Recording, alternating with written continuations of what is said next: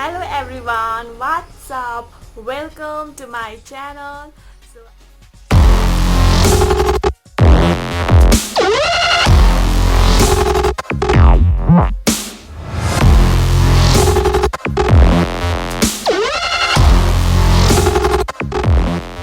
को भिडियो भनेको चाहिँ बर्पिङसँग रिलेटेड रहेको छ। म आजको भिडियोमा चाहिँ तपाईहरुलाई बर्पिङ के हो र यो बर्पिङको के फाइदा छ, बर्पिङ नानीहरुलाई कसरी गराउने यसको बारेमा चाहिँ भन्न गइरहेको छु। So I hope you all enjoy this video. So let's get started. भनेको बर्पिङ भनेको चाहिँ ढ्याउ ढ्याउ गराउने बच्चाहरुलाई बर्पिङ एकदमै जरुरी छ हैन। सो जेनरली ब्रेस्ट फिड गर्दाखेरि के भन्छ भन्दा बराबरी खुवाउनुपर्छ, लेफ्ट एन्ड राइट साइड दुईटैतिर भनेर भन्छ। 15 मिनट्स लेफ्ट 15 मिनट्स राइट गर्दै बराबरी चाहिँ दुध खुवाउनुपर्छ भन्ने गरिन्छ हैन।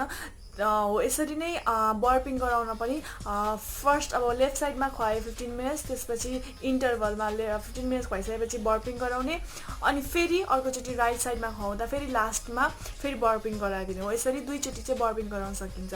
त्यसैगरी बोटल फिड गर्दाखेरि पनि अब आधी जति बेबीले दुध खाइसकेपछि एकचोटि बर्पिङ गराइदिने, अनि त्यसपछि लास्टमा पुरै खाइसकेपछि पनि फेरि बर्पिङ गराइदिने हो। यसरी दुईचोटि चाहिँ बर्पिङ गराउन सकिन्छ है। चाहे त्यो ब्रेस्ट फिड होस् अथवा बोटल फिड होस् हैन, केही मात्रामा चाहिँ हावा पनि उसको पेटभित्र गइरहेको हुन्छ, जसले गर्दा चाहिँ धेरै प्रब्लम आउँछ है नानीलाई। जस्तो कि अब पेट दुख्ने समस्या, राम्रोसँग दुध नखाइदिने, छिटै अगाउने, अनि त्यसपछि रुने पेट दुखेर हैन, अनि त्यसपछि भमिटिङ गर्ने हो। यस्तो समस्याहरू, यस्तै धेरै समस्याहरू चाहिँ नानीलाई देखा पर्छ है। त्यो जस्ट बिकज एउटा बर्पिङ नगर्नुको कारणले, पेटभित्र चाहिँ ग्यास भरिएको कारणले चाहिँ हो यस्तो यस्तो समस्याहरू आउँछ। सो त्यही भएर नानीलाई बर्पिङ गर्न इट्स भेरी नेसेसरी, धेरै इम्पोर्टेन्ट हो नानीलाई बर्पिङ गराउन। So you have to burp a baby. So there are 3 techniques to burp a baby. So I'm gonna share you all this technique. र हाम्रो मोडल हुनुहुन्छ चाहिँ मेरो बेबी, उसलाई नै ल्याएर म यो टेक्निकहरु तपाईहरुलाई शेयर गर्न गइरहेको छु। सो बर्पिङ गराउने फर्स्ट टेक्निक भनेको चाहिँ नानीलाई आफ्नो काँधमा लिने हैन, यसरी आफ्नो काँधमा लिने भने तलदेखि माथिसम्म 5 देखि 10 मिनेटसम्म यसरी सुमसुमाइ राख्ने। जबसम्म नानीले ढ्याउ गर्दैन तबसम्म सुमसुमाइ राख्ने है।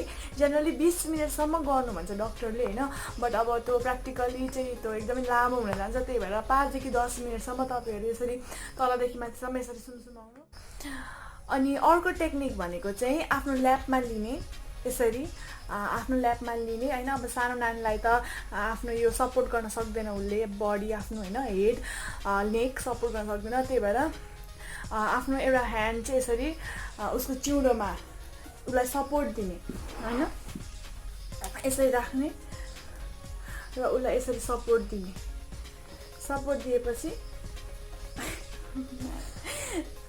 यसरी सपोर्ट दिने र यसरी ट्याप गर्ने। बाबु देखाउनु त,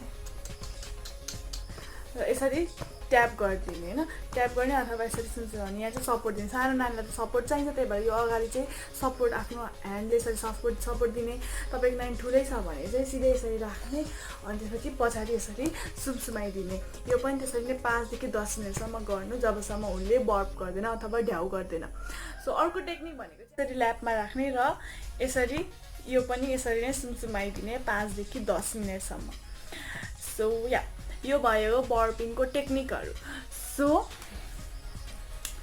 केही कुरा तपाईहरुलाई जान्न मन छ, अझै कुनै टिप्सहरु केही कुरा जान्न मन छ भने you can comment down below. So yeah आजको भिडियो यति नै। तपाईहरुलाई मन परेमा लाइक गरिदिनुस्, कमेन्ट गरिदिनुस्, शेयर गरिदिनुस्। आगामी दिनहरुमा अझै युजफुल इन्फर्मेसनहरु ल्याउने कोसिस गर्छु। सो आजलाई चाहिँ हामी दुई आमा छोरालाई बिदा दिनुहोस्। नमस्ते नमस्ते, bye, have a nice day, cheers, keep supporting, bye bye, bye.